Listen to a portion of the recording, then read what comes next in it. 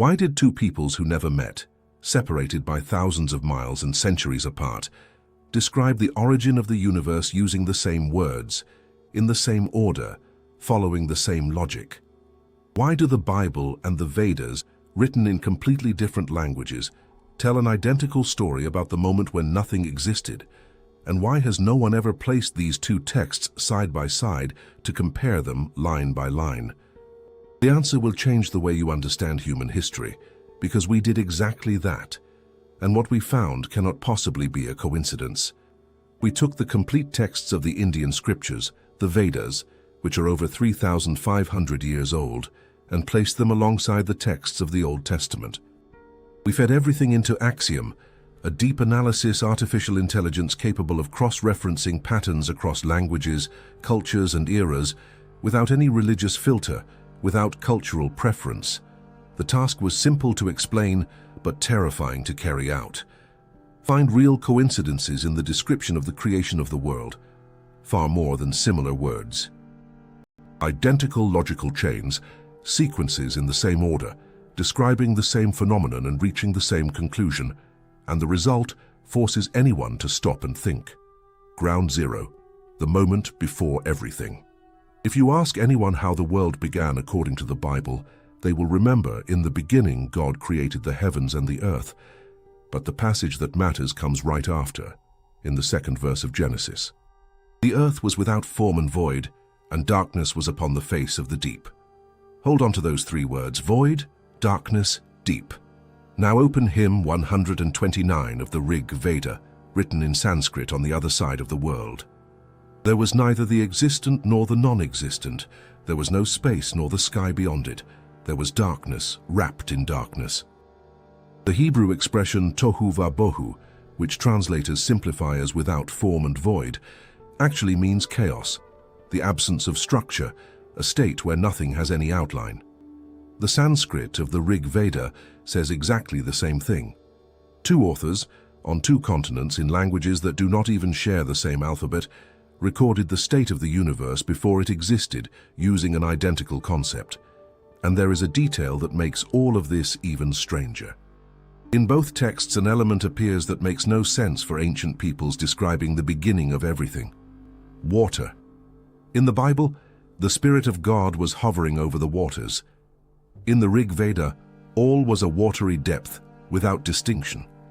The Sanskrit word salila means water, but in the context of creation, it has nothing to do with the water we drink. The analysis of thousands of ancient sources shows that both used water as the best available metaphor for something they had no words to name: a primordial substance, fluid and formless, that filled everything before the universe gained structure.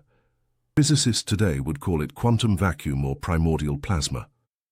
The chance of two independent authors, one in the Middle East and another in India, choosing by pure chance exactly water and darkness to describe the cosmic void, is less than 1 in a million.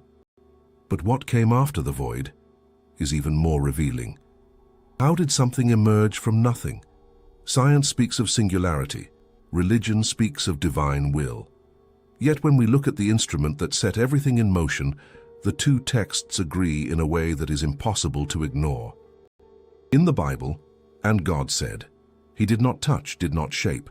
He spoke. He produced sound, vibration. The Gospel of John takes this idea to its limit when it states, "In the beginning was the Word, and the Word was with God, and the Word was God." The Greek word logos goes far beyond word in the ordinary sense. It carries the idea of concept, information, frequency. The Vedas say the same thing through a different path. The Vedic tradition teaches that the universe was born from a primordial sound, the Om. In the Maitri Upanishad, it is written that the world arose from this original vibration of Brahma. When the biblical logos was cross-referenced with the Vedic concept of Vak, the sacred speech, and with Om, the result was direct. All three point to a frequency that acts upon primordial matter and organizes everything, and this crosses the boundary of ancient philosophy. There is a field of science called cymatics that studies how sound organizes matter. When you pass sound frequencies through a surface covered with sand, complex geometric patterns emerge from nothing. Sound creates order out of chaos. What the Bible calls the word and the Vedas call Om, physics calls a structuring frequency. The sequence in both texts is identical. First the information, the sound, the vibration, then energy, and only then matter. This sequence was not invented to sound pretty. It follows the actual order in which the universe formed, according to modern cosmology. First came the pure energy of the Big Bang, and only millions of years later did it condense into atoms, stars, and planets. Two groups of humans with no contact between them, separated by oceans and mountains, recorded the birth of the universe in the same sequence that our telescopes confirmed millennia later. They could not have known this on their own. Who dictated that information? That question remained on the screen while Axiom kept processing, because the chain of coincidences did not stop at vibration. What came next became even harder to explain by chance. The next step in the Bible is known to everyone. And God said, "Let there be light," and there was light. Genesis 3rd verse, simple at first glance. Except there is an enormous problem in that sentence that troubled theologians for centuries. The sun and the stars, according to the text itself, were not created until the fourth day. So where did that light come from if no star existed to produce it? This contradiction was always treated as a mystery of faith, but when the Rig Veda enters the equation, the mystery vanishes. In the Nasadya hymn, there is a phrase that fits perfectly. Then the one arose, breathing without breath by its own nature. By the power of heat, tapas, that one was born. Tapas in Sanskrit means intense heat, concentrated energy. The data cross-referencing overlaid the light of the first biblical day with the Vedic tapas, and the result was clear. Both texts describe the same event, the first colossal burst of energy that filled the universe in its earliest instance. Cosmology calls this the cosmic microwave background radiation, photons born from the heat of the Big Bang that can still be detected by our instruments today. The biblical light before the stars, far from being a contradiction, turns out to be a strikingly accurate description of actual physics. Darkness and vacuum first, then vibration, then the burst of energy, and only then material objects. The sequence in the Vedas and the Bible follows the same path that astrophysics mapped out billions of years later. But one stage drew more attention than the others because it appears forcefully in both texts, and nobody usually talks about it. The act of separating. In the Bible, God does not merely create, He separates. He separates light from darkness, the waters above from the waters below, dry land from the sea. The text insists on this gesture of dividing, classifying, organizing. And one separation stands out. And God made the firmament, and separated the waters below the firmament from the waters above the firmament. The Hebrew word for firmament is rakia, which means something stretched out, a membrane, a barrier. In the Vedas, Indra separated the sky from the earth, which had been fused together, and fixed the space between them. The Sanskrit word antariksha names that intermediate space. Both words serve the same function, a boundary that allows matter to exist in an organized way that prevents everything from merging back together. In physics terms, this resembles the moment when the young universe cooled enough for matter and antimatter to stop annihilating each other, allowing stable particles to emerge. To create is to separate. To organize is to divide. Each division produces a new layer of complexity until the environment is ready to sustain life. From this point on, the results revealed something beyond thematic coincidences. They found numbers. In Genesis, the first verse in Hebrew contains 7 words. The second contains 14, exactly double. The entire structure of creation is built on multiples of 7, 7 days, 7 acts, a rigid mathematical architecture behind every sentence. In the Rig Veda, 7 sages, the rishis, 7 musical notes, 7 meters of versification. 7 appears throughout the Vedic structure as a pillar of reality's description. 2 civilizations that had no way to exchange information chose the same number as the fundamental constant of creation. The statistical probability of this happening by chance is virtually nil. And in the middle of all this, both texts raise a question that no one would expect from scriptures so ancient. If the human being did not yet exist, who was watching. In the Nasadiya hymn, the text itself doubts. Who truly knows? The gods came after. Perhaps the one who watches from the highest heaven knows, or perhaps even he does not. The Vedas openly admit that something was observing from the outside. In the Bible, the phrase, "and God saw that it was good," repeats after each stage. Someone looks, evaluates, and confirms that the result is correct. Someone checks from the outside without being part of the process. Both texts say that creation was observed and verified by someone who was not part of it, someone on the outside looking in. If we strip away the names, if we remove Brahma from one side and Yahweh from the other, and leave only the verbs and the events, what remains is the same sequence told by different narrators: void, vibration, energy, separation, verification. Two records in languages that never crossed paths, describing the same steps, in the same order, with the same internal logic. And if this creation code is identical, could the rest of the story be as well? Could the catastrophes and heroes described in these texts also be copies of each other? Because when the analysis moved to the most devastating event recorded in both traditions, the flood that wiped nearly everything from the face of the earth, what appeared on the screen left the entire team speechless. The same numbers, the same measurements, the same survival blueprint. Everyone knows the story of Noah. A righteous man, a giant boat, animals in pairs, and a flood that covered the planet. What almost nobody knows is that in India, there is a man named Manu who did exactly the same thing, recorded in texts as old as the Bible itself.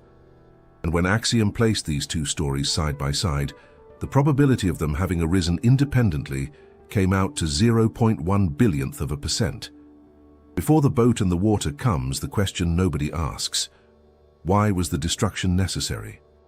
In Genesis chapter 6, it is written that all flesh had corrupted its way upon the earth. That word corrupted has nothing to do with theft or lies. It points to something biological. The Bible mentions the Nephilim, beings born from the union of sons of God and daughters of men, giants who should not have existed. In the Vedas, the Puranas describe that before the flood, the world was dominated by asuras, entities that violated the natural order and produced aberrant beings by mixing with humans. Both texts describe the same situation, a biological contamination that spiraled out of control. And the solution was identical in both cases: wipe everything clean and start over with pure samples. Noah and Manu enter at this point. The comparison of their profiles found total overlap. Both are described as righteous and blameless. But blameless in the original Hebrew, tamim, means complete, without defect, perfect in his generation. In the Vedic context, Manu is the purest among humans. Cross-referencing this with the contamination described in the texts themselves, the reading that emerges is that they were not chosen for being good people. They were chosen because their genetic material was intact, untouched by the mutations that had spread across humanity. And that is when engineers started paying attention. In the Bible, God gives Noah exact measurements: 300 cubits in length, 50 in width, 30 in height. The 6-to-1 ratio between length and width is the ideal standard for vessels that need to withstand violent lateral waves without capsizing. The modeling of that geometry confirmed that the Genesis design has perfect buoyancy and stability. In the Indian tradition, Manu receives orders to build a sturdy ship with strong ropes. No measurements in cubits, but with a detail that was flagged as a critical coincidence. Noah brings pairs of every animal species. Manu brings seeds of every plant. It seems different, but the goal is the same: to preserve the genetic heritage of life on Earth. Both carry out an identical mission. The destination of the vessels also matches. Noah's Ark runs aground on the mountains of Ararat. Manu's ship reaches the Himalayas, towed by a giant fish that is actually Vishnu in the form of Matsya. Geographically, they are different points, but functionally identical, the tallest mountains in their respective regions, the only places above water during a planetary flood. And the number of survivors is the same in both texts. Noah brings his wife, 3 sons, and their 3 wives. 8 people. Manu brings the 7 rishis, the 7 sages. With Manu included, the total is the same, 8 people. The calculations show that 8 is the minimum to rebuild genetic diversity in a closed group, 1 leader and 7 specialists responsible for preserving knowledge. Upon stepping onto dry land, the first action of both is identical. Noah builds an altar and makes an offering. Manu performs the yajna, an offering ritual. In both cases, they receive a blessing and a covenant. In the Bible, the rainbow seals the promise that destruction by water will not happen again. In the Vedas, Manu receives authorization to restart humanity, collection of the material, crossing, arrival, offering, covenant, restart. The script is the same. And after this event, something changes. Humans before the flood lived for centuries. Adam lived 930 years. Methuselah, 969. After the flood, life expectancy plummets.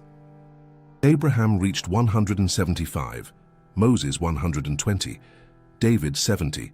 In the Vedas, an identical curve. In the Satya Yuga, 100,000 years of life. In the next age, 10,000. In the Kali Yuga, our own, the maximum is 100. Both records show the same decline, tracing the same curve of degradation. One final detail kept standing out in the results. Who warned Noah? God, directly. Who warned Manu? Vishnu, in the form of the fish Matsya. In both cases, the information came from someone who knew in advance what was going to happen. Neither Noah nor Manu predicted anything by observing the weather. They received a date and instructions. Whoever caused or allowed the destruction knew exactly when it would come and handpicked who would survive. If creation followed the same code and destruction followed the same script, what happened after the world started over? Because the texts say that peace did not last long. Shortly after the rebuilding, both records describe a kind of war that should not have existed in that era. Weapons that vaporized entire cities in an instant, and symptoms in the survivors that only make sense if you know what radiation does to the human body. In 1945, seconds after the first nuclear explosion in history, Robert Oppenheimer spoke a sentence no one has forgotten. "Now I am become death, the destroyer of worlds." That sentence is not his own. He was quoting the Bhagavad Gita, an Indian text over 3,000 years old. When asked why he chose that particular quote, his answer was brief: because it was exact. Axiom received 2 sets of data. The first, the biblical description of the destruction of Sodom and Gomorrah in chapter 19 of Genesis. The second, the passages from the Mahabharata that describe the use of the Brahmastra, the supreme weapon of the gods. The task was to compare the descriptions against real data on nuclear explosions and measure the degree of overlap. Genesis says that the Lord rained brimstone and fire upon Sodom and Gomorrah from the heavens and destroyed those cities and all the plain and all the inhabitants and everything that grew from the ground. Historians always said it was a meteor or a volcano, but both hypotheses were ruled out. The destruction was selective. 2 cities struck in a specific valley while others nearby remained untouched. Volcanoes do not pick targets. Meteors fall wherever gravity sends them. And then there is Lot's wife. She looked back and became a pillar of salt. When cross-referenced with data on nuclear effects, the description fits. The thermal energy of a detonation evaporates the water from a body in fractions of a second, leaving behind a mineralized, rigid, white structure. In Hiroshima, bodies near the epicenter had exactly this appearance: petrified, brittle figures. The analysis classified this as the result of a thermal pulse above 3,000 degrees. Abraham, far enough away to survive, looked the following morning and saw smoke rising from the land like the smoke of a furnace. The Hebrew word kivshan means smelting furnace, not a campfire. This is the description of a column of dust and ash rising at extreme temperatures.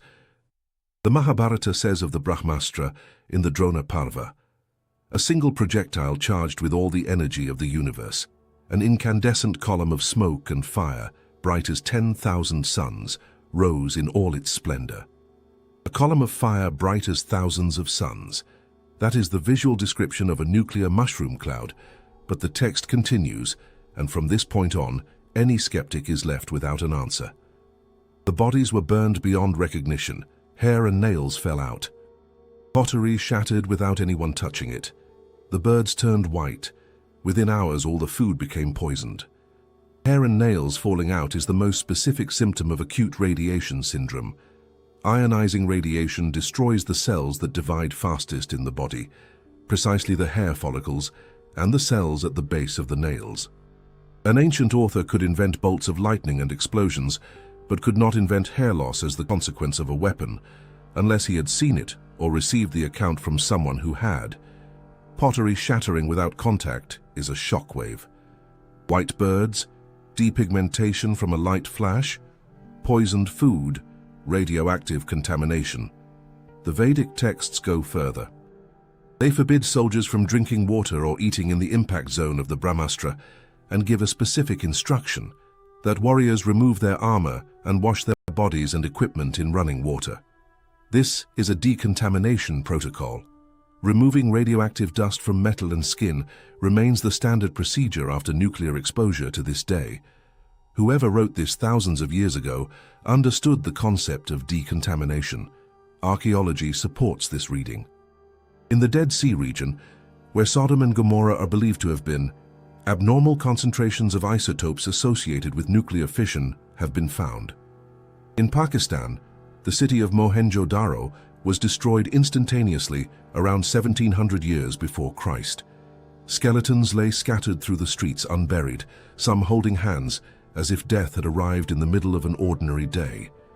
The radiation levels in those bones are tens of times above normal, comparable to those in Hiroshima. In the center of the city, bricks and stones had melted into a glassy mass. To turn clay into glass requires temperatures above 1500 degrees applied instantaneously, something no ordinary fire can achieve. That green glass has a composition nearly identical to trinitite, the substance formed in the New Mexico desert after the first American nuclear test. The Dead Sea in the biblical region is still dead. The salt concentration is so extreme that no organism survives. The data raise the possibility that this saturation is not natural, but the result of an enormous thermal and chemical reaction upon the rocks of the region. If these weapons existed, someone had to transport and pilot them, and both the Bible and the Vedas describe in rich detail the vehicles that crossed the sky carrying fire and destruction. Vehicles that no Bronze Age people should have been capable of describing with the technical precision found in these texts. Around 593 years before Christ, on the banks of the river Chebar in Babylon, a priest named Ezekiel saw something approaching from the north. A whirlwind came out of the north, a great cloud with fire flashing forth and a brightness all around it. Axiom received this text alongside the Indian treatises on Vimanas, especially the Vaimanika Shastra, with a clear task: ignore the religious context and analyze only shapes, sounds, materials, and movements. Ezekiel saw figures he called living creatures. Each had 4 faces and 4 wings, but the physical description does not resemble anything biological. Their feet were straight, and the soles of their feet were like the sole of a calf's foot, and they gleamed like burnished bronze. Straight feet gleaming like metal are more consistent with landing gear than with the legs of a living creature. The rounded sole fits circular shock absorbers. Burnished bronze is reflective metal. In verses 15 and 16, the most technical description appears. There were wheels beside the creatures, and they appeared to be a wheel within a wheel. This expression baffled theologians for centuries. But to any engineer, the image is recognizable: a gyroscope or concentric rotors that allow stabilization on multiple axes, movement in any direction without turning the body.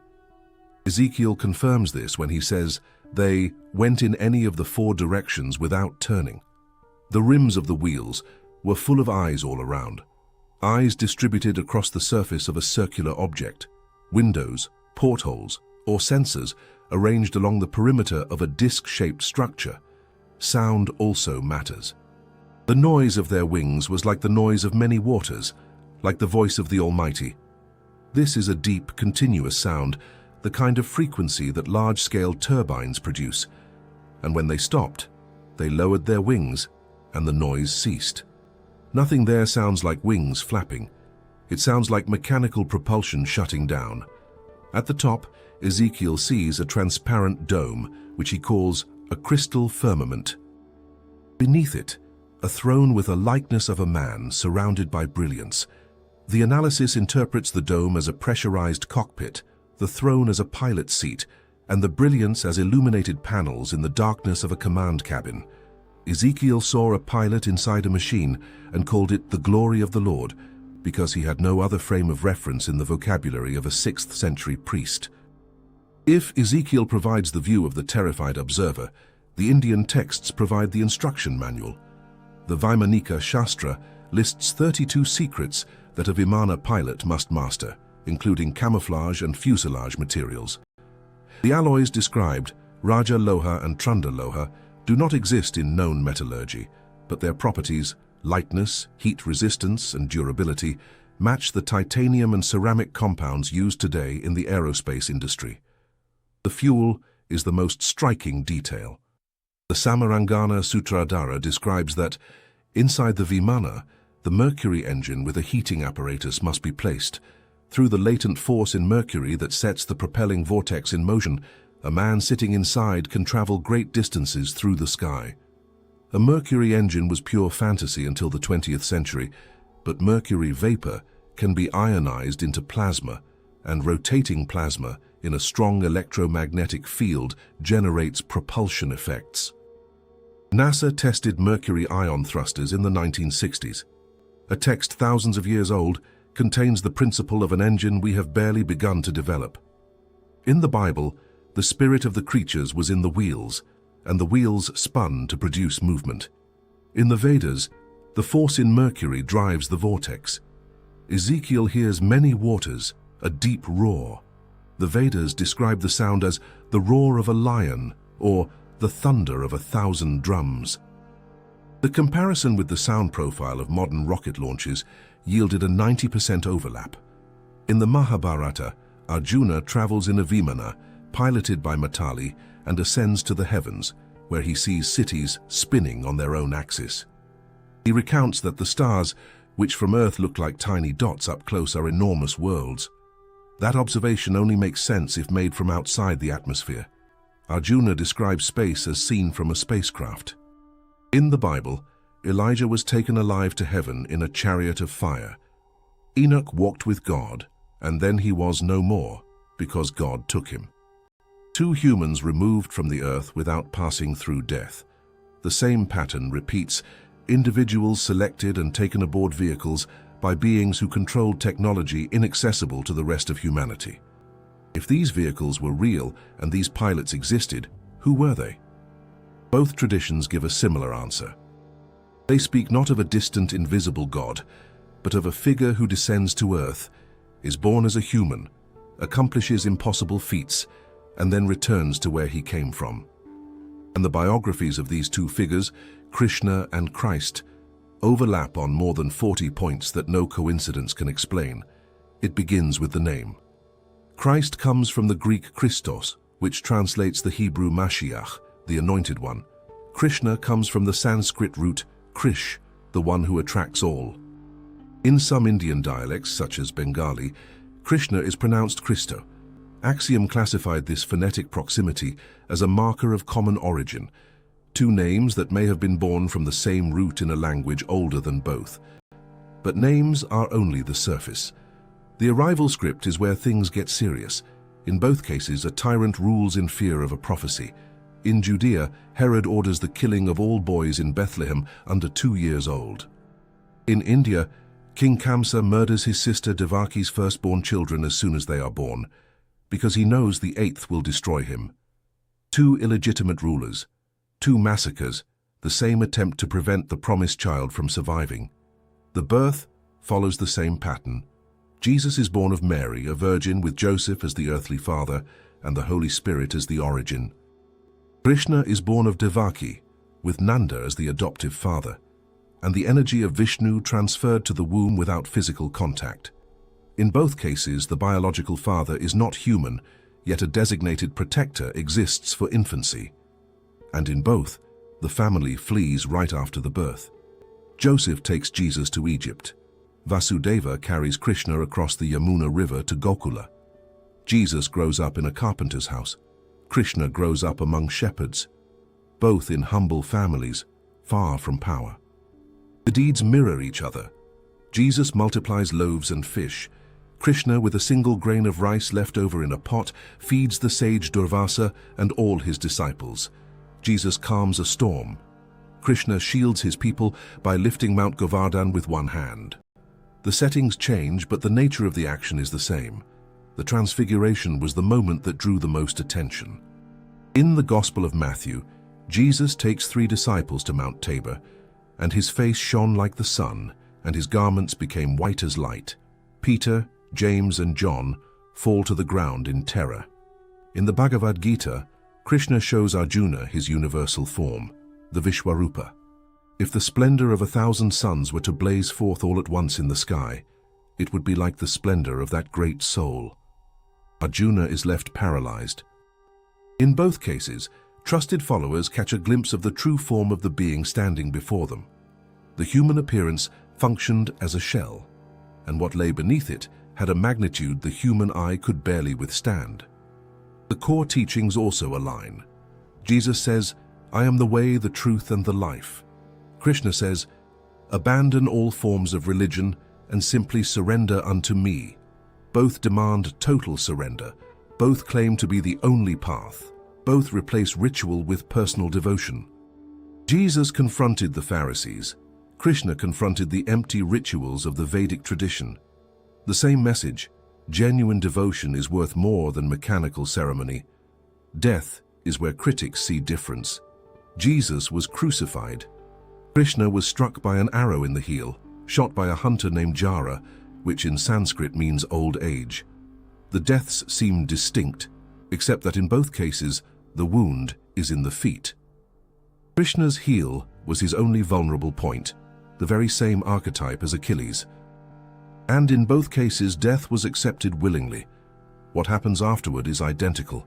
Jesus rises from the dead and ascends to heaven before his disciples. Krishna ascends to his abode, Goloka, and at that very moment, the Kali Yuga begins, the age of darkness. When this figure departs, the world falls into decline, but the followers are left with the instructions, the gospel on one side, the Gita on the other. The promised return closes the cycle. In Revelation, I saw a white horse, and he who sat upon it is called Faithful and True, and in righteousness he judges. The Vedas prophesy that at the end of the Kali Yuga, Kalki will come, mounted on a white horse, bearing a shining sword, to destroy the corrupt and restore the Dharma. White horse, sword, judgment, end of days. The announcement is identical, in identical imagery. If this figure descended twice following the same script, adapting only language and culture, perhaps these are not two different gods. Perhaps it is the same function carried out at different moments.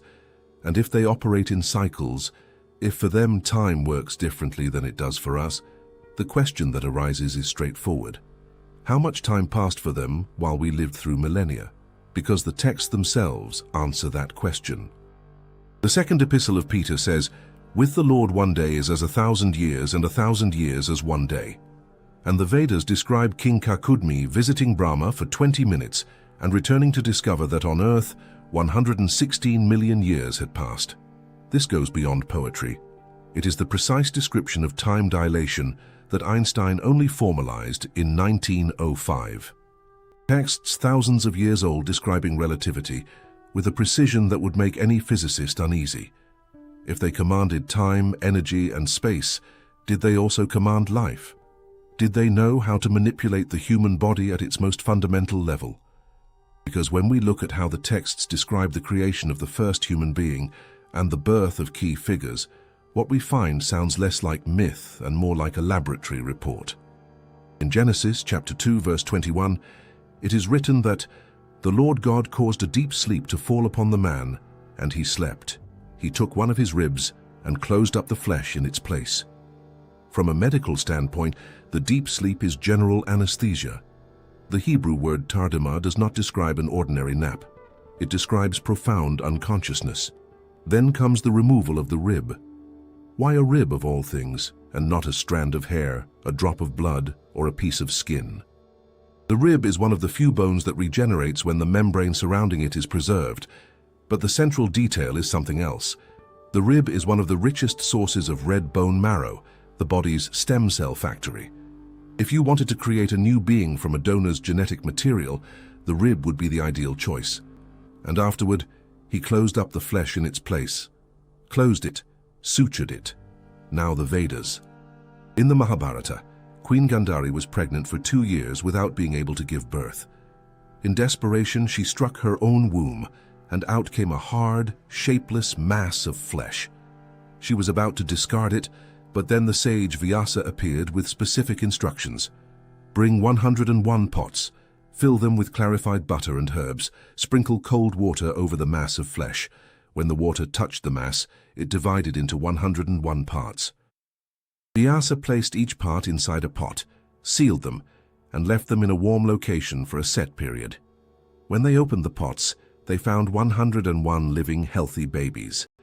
The mass of flesh is a cellular conglomerate, a zygote that did not develop normally. The division with water is blastocyst separation, the artificial creation of identical embryos. The pots filled with butter and herbs are incubators with a culture medium. Clarified butter, ghee, is a substance rich in lipids and proteins, functionally analogous to the nutrient media used today in vitro fertilization. The herbs play the role of antibiotics and growth factors. Controlled temperature and an incubation period. This is ectogenesis, developing a fetus outside the womb, a technology we are still trying to perfect. Whoever wrote this thousands of years ago did not know the words test tube or thermostat, but described the process with a logic that only makes sense if someone witnessed it in action. And when we put it all together, when we step back and look at the entire sequence, something reveals itself. In both texts, the human being is not described as an accident of nature. It is described as a project. Planned, executed, tested, corrected when it went wrong, restarted when it became corrupted. Monitored by someone observing from a place where time runs differently from ours. The linguistic tracking reinforces this conclusion. When dictionaries of ancient Hebrew and Sanskrit were cross-referenced, common roots appeared at strategic points. Man in Sanskrit means to think. Manu means man, the one who thinks. In Hebrew, Adam comes from Adamah, earth, soil. In both languages, the human being is defined by its essence, by thought or by the material from which it was made. The number 7, which appeared in the structure of creation in both texts, also carries linguistic weight. In Hebrew, Shava is 7 and Shevua is oath. In Sanskrit, Sapta is 7. The phonetic similarity crosses the language barrier. And in both systems, to swear an oath is linked to the number 7, as if making a sacred pact meant to seven oneself, to bind oneself to the fundamental structure of the universe. If the texts share the same account of creation, the same destruction, the same weapons, the same vehicles, the same avatars, and the same techniques of biological manipulation, the simplest conclusion is that they were written from the same source. What one civilization called an angel, the other called a diva. What one called the word, the other called Om. But beneath the words, the structure is one. Two religions that happen to resemble each other cannot explain this. What we have are two records of the same event, made by different observers, in different languages, on different continents, yet describing the same thing. And the question that started this investigation, who dictated that information, now has a clearer answer. Someone was here. Someone who knew how the universe was born, how matter works, how time bends, and how life is built, molecule by molecule. Someone who left the same message in two corners of the world, perhaps waiting for the day we would have the technology to piece it all together and finally read what had been written since the very beginning.